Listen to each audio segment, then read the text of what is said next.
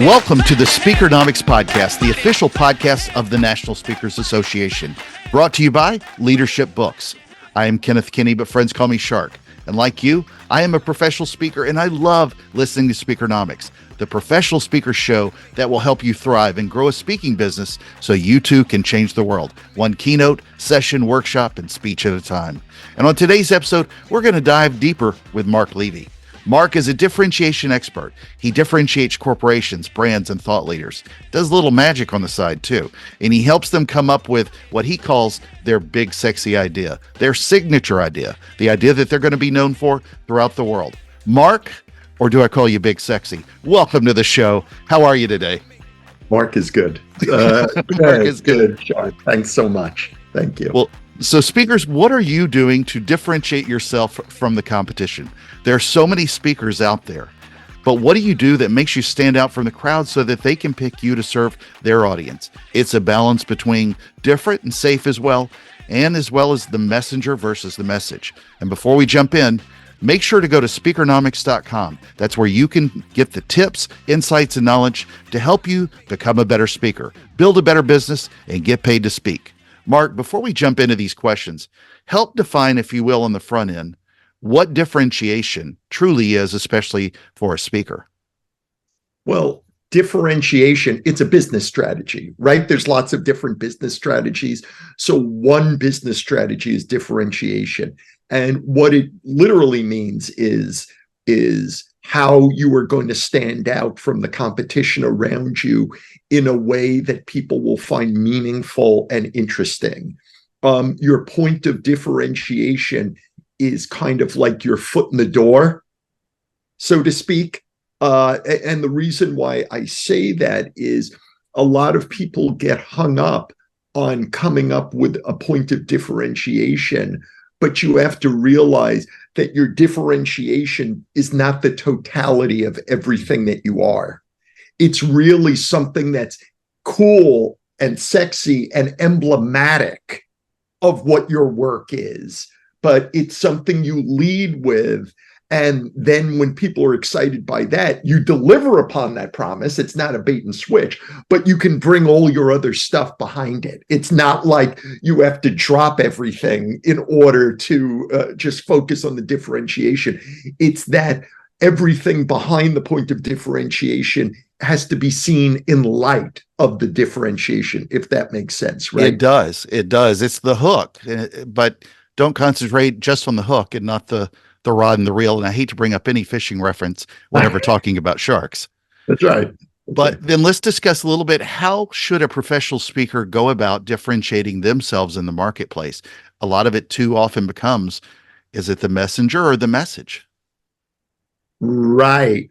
A lot of people, well, I don't know a lot, but certainly there's some that their point of differentiation is their charisma and talent.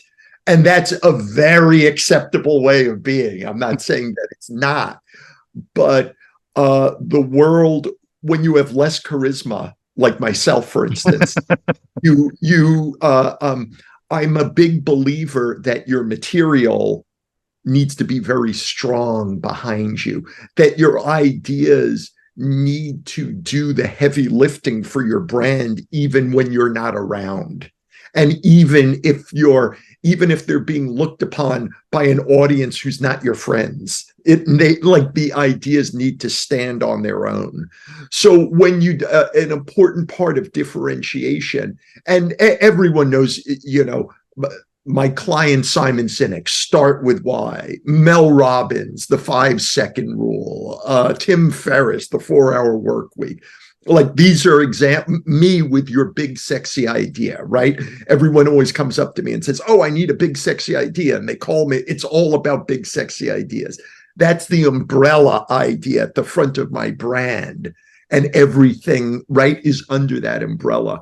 The important thing about differentiation as a speaker that you need to know is that speakers tend to go to their backstory as their point of differentiation. In other words, why they're doing what it is they're doing, the story of it, and that's what their differentiation is. And that is a super acceptable, wonderful way to be. But I also just want to let speakers know that there's organic meaning. Like, so I would say your backstory is like organic to who you are. It's baked into who you are. It's there already. So that's one thing. But there's also constructed meaning. And I find that a lot of speakers sometimes they don't realize that actually you can create a point of differentiation. You can create a new idea. You can create something new for yourself and differentiate around that. Because, and then I'll stop this rant I'm on, but it's this idea of the things that are meaningful for your background. They were just meaningful. It's just a time delay. Like they were meaningful for you, like however many years ago, and now there's now. And so you can do something different now. You don't have to rely on what past meaning is. You can, but you don't have to. How did you employ that in your own world as a speaker? I mean, I know you do a ton of work in consulting, and you do. Oh yeah, you're a fantastic speaker because I've seen you speak multiple times. Thank but you. How did you do that in your own speaking career? Yeah. So my thing is your big sexy idea. That's my point of differentiation. So it's your differentiation, but it's your differentiation in a very vivid, exciting, compelling way. That's what a big sexy idea is to me. It's not some staid, sleepy thing. It's a very colorful thing. And so the way I've done that in my own career is anything I do. So I'll coach people on writing books. I'll coach people on giving talks. I'll help them create their differentiation. By the way, I do this for large organizations too, but since we're talking about speakers, because everything you do needs a point that people can repeat. So in other words, there needs to be an idea at the forefront of any talk you do, of any speech you do, of any business you start or so. So I am always able to use the big sexy idea concept in anything I bring out, because everything I bring out needs to have a salient point at the very, very front of it. Does that make sense? I'll just give you an example. Years ago, only because this just comes to my mind right now. So years ago, I did a video series for O'Reilly Media, and it was called Influencing People Honestly: Ethical Persuasion Strategies for Leaders, Managers, and Entrepreneurs. It teaches you persuasion strategies that are so fair that you could share them with the person you were trying to persuade as you were trying to persuade them, and they would applaud you for it. It's because these are strategies more of helping people make the right decision and showing them honestly and ethically what it is that you're doing and what you're talking about, and helping them make the right decision for themselves. It's not about boxing them into a corner or anything like that. And the way I came up with those persuasion strategies that I used there, those ones that are so fair you could share them with people, is 30 years ago, I was in sales and I was using like secret techniques of like boxing people in. But, I was a kid. I was, like whatever, I was in my 20s. And I just said, I just hate doing this. This sucks. Like, I don't want to do this. And so I decided right then and there that I would never use a sales strategy that I would be ashamed of being caught using. And so everything I just said to you, Shark, and anyone listening, I'm not like trying to sell you on the video series, but all that's around a point of differentiation, of a big sexy idea. But that's not my normal work. My normal work's differentiation. It's coaching people on writing books or so. But does that make sense? It does. falls under that umbrella. To put it differently, every product you do, every service you do, every speech you do needs to have its own elevator speech that's really sharp and interesting. And like if you wrote a book, I will very often ask people about their past books, and they often can't really tell me about their past book. And the book might be great. They might have done a real service to humanity with the book. But when I ask them about that, more often than not, they kind of fumfer around it. And so it needs to be sharp around an idea, because that's what people take in and that's what they remember. They remember one thing. Absolutely. Well, another question. We know that being different is important, but how should we also balance that difference with being a safe choice? It's not like meeting planners are the kind of people rolling into Vegas at midnight and putting all their chips on a slot while wearing a blindfold at the same time. I mean, this is a very stressful job, and they have to make tough choices for their audience because they're judged so heavily with the right kind of speaker. But that right kind of speaker, it may sometimes differentiation may be hard for them to either understand or adopt. So when we think through that with a little bit of the element of risk versus just being different, how do you sort of differentiate yourself with also being a safe choice, if you will? That's a great question. It's a difficult question to answer because it's in the abstract. Absolutely. But I'm going to answer. But I'll give you an example. Oh, okay. I'm nicknamed Shark. I'm going to answer it anyway. Yeah, I'm nicknamed Shark, and I get asked to speak about all kinds of things, even though I'm really known for one thing in particular. But sometimes when you're not, and when you haven't been speaking for 20 or 30 years, and you're not known by every meeting planner and every bureau, they wonder, what is this goofball doing who swims with sharks and also is a keynote speaker? Right. Beautifully put. Well, I would say in answering the question, it's what's safe and what's dangerous are really based on context. So you kind of have to know who the audience is that the way you would ask the question, it has this huge societal feeling, and you can't really sell to society at large. You really have to pick who your audience is, and some meeting planners will not like that, or some audiences are not going to like that, and they're not going to call you. But the people who are going to call you, right, the people who would like it are the ones who are going to call you. And everyone listening to this knows this idea, but I'll tell you a story real quick anyway, because people always love this story. So years ago, there was a marketer named Greg Stielstra who he was the guy who helped Dr. Rick Warren with purpose-driven leadership and purpose-driven church and all those purpose-driven books. And so Stielstra, in a book of his, and I'm paraphrasing this, he didn't say it in the detail that I'm about to say, but this is what he said. He said, "I hate mushrooms. They're slimy, they're rubbery, they're disgusting, they're a fungus. The mere thought of putting a mushroom in my mouth makes me want to retch. I can't stand mushrooms." There are people who love mushrooms for the exact same reasons I hate mushrooms. So if you sell mushrooms for a living, if you grow and sell mushrooms for a living, the way for you to sell more mushrooms is not to grow a hybrid version of a mushroom and dumb down all its mushroomy qualities. So in the hopes of selling it to me, because I hate mushrooms and I don't care what you do to them, I'm not going to buy them. The way to sell more mushrooms is you take your mushroom in all its mushroominess, in all its glory, in the things I find disgusting, and you lead with that stuff. That's how you sell mushrooms. So that's really my answer to your question. You sell mushrooms to mushroom lovers. Well, you're just as a reminder, you're listening to Mushroom Grownomics, the official, no, just kidding. So I want to talk a little bit about the marketplace then and meeting planners, and then move towards the audience.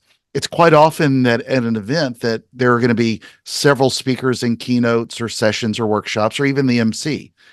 And you're sort of competing for a chance for people to remember you as well. What's your advice on how someone should differentiate themselves so that they can be that speaker that the audience remembers, and not just from being over the top, but really how do they differentiate their content as well? Yeah. I actually, so this is idiosyncratic to me, and you can't do this in every keynote, what I'm about to say. So I'm not telling you that this is like, you can't do this like in a TED talk or anything. What I'm about to tell you is that I tend to talk to the audience a lot during the speech. As in other words, and you've been I've seen it. Yeah, you've seen it firsthand. I've seen it directly.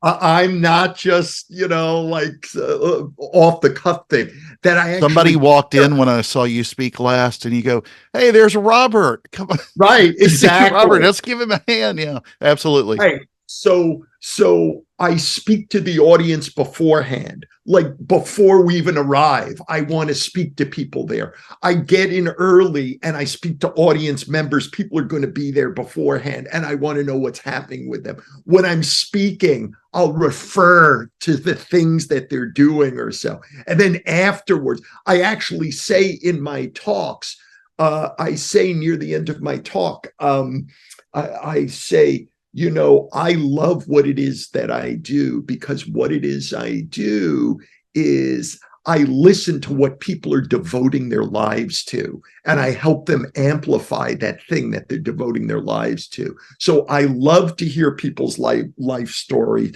If you see me walking around, I'm going to be here till the end of the day today, or I'm going to be here tomorrow till 11 in the morning when I have to catch a flight or whatever. If you see me walk around, please come up to me, because if you're devoting your life to something, I want to hear about it. So that's how, and again, I can say this to you because you've seen me, I think, speak a couple of times. That's just how I go about doing it. It's like the talk is just an extension of a dinner conversation with people. That's great. So, question I want to ask you that comes from a previous guest. This is a quote that Hannah gave me. What is the one instance of when slowing down or sitting still has helped move your speaking business forward? Yeah, that's a great question. And my initial thinking is slowing down does not help my speaking business, that I'm a very driven guy. Like I actually have to, I've actually talked about this before. I actually have to set different intentions for myself in order for me to take action. Like I actually think like, oh, I need to find prospects, or I need to do, I need to be funny, or I need to be like, I actually have to give myself instructions like that. Otherwise I just sit around and I watch YouTube. That's what I do without giving myself instructions. But that said, to answer her question about slowing down where it really enhanced my business. So often, because I do a lot of writing, when you have to do a lot of writing, you tend to process the world as stories, whether you're actively trying to do that or not. In other words, when you're backing off. So there was a woman who in the 1970s in a book, or the 1980s, her name was Lou Willett Stanek. She actually said, stories happen to the people who can tell them. So in other words, if you have to write a lot, if you have to speak a lot, new talks or whatnot, you will start seeing the world through the lens of material. So what it is I'm saying, my long answer is when I relax, it allows me to take in more of the world, and it gives me more material for my talks, for my posts, for all my stuff. I hope that makes sense what I just said. On a personal level and a professional level, makes perfect sense. Beautiful. Perfect sense. So you're a successful speaker, but like me, you're always learning. What question would you like to ask a future guest on this show? What question would I always have a ton of questions for people, but one question that I really like to ask is, what is the most unusual thing that you do regularly or semi-regularly in order to win business? Right? So not maybe a one-off, but or something you just draw upon at times. And it's something that other people just wouldn't think about. Like, what do you do? It's a great question. Yeah. All right. Well, let's do a quick recap based on Mark's amazing advice. When we were talking about the marketplace, he said you can create a point of difference, but remember that it's the hook. You got to make the differentiation meaningful. That's just a starting place. Meeting planners, when talking about that, we talked about understanding your lane, because the people that like you often will be the ones who understand your differentiation, especially if it's mushrooms. Number 3 is we talked about the message. The talk is, and I love this, the talk is just an extension of a dinner conversation. So let's keep that going forward. Mark, any closing thoughts before we drop the mic and move on?